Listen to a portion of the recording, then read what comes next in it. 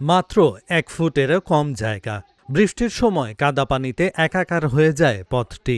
অনেক সময় চলাচল বন্ধ করতে সেখানে ফেলে রাখা হয় ব্লেড কিংবা ভাঙা কাচ।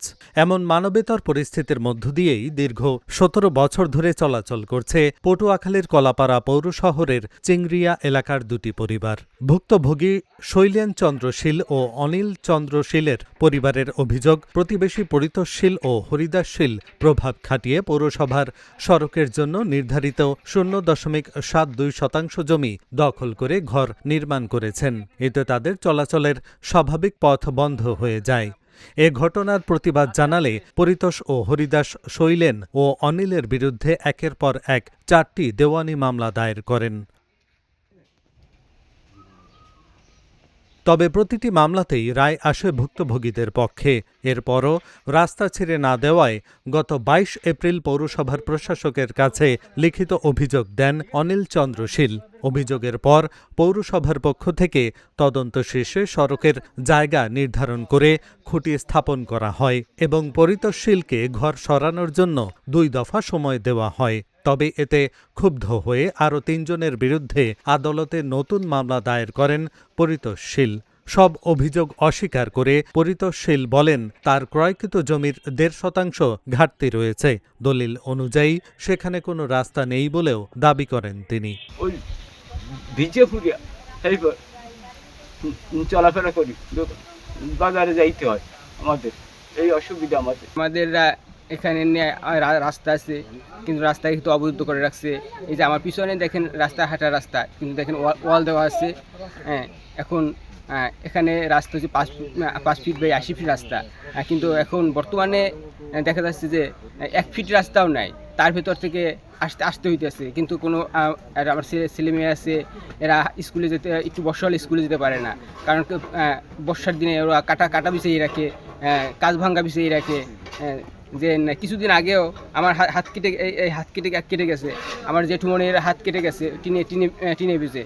এভাবে আমরা জীবনযাপন করতে আছি। অসুস্থ হলে তারা নিয়ে যাওয়া খুবই দুষ্কর অবস্থা।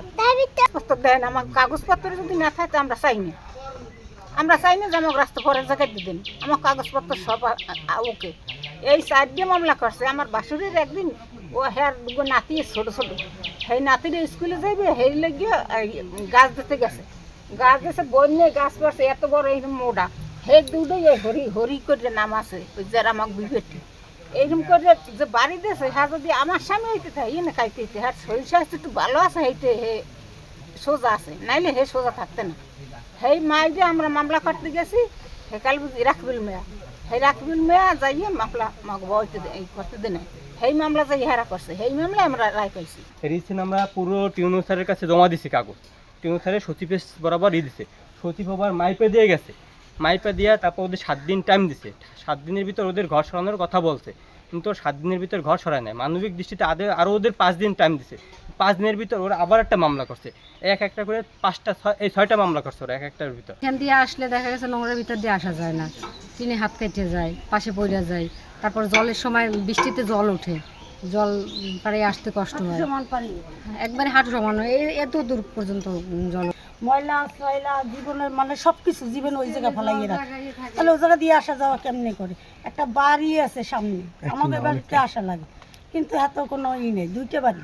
এই যে সমস্যা হয়েছে, এটা অনেক আগের জমি, নাল জমি ছিল, তখন এখান থেকে জমিটা কেনা হয়েছে এবং 1% পথের জন্য রাখা হয়েছে।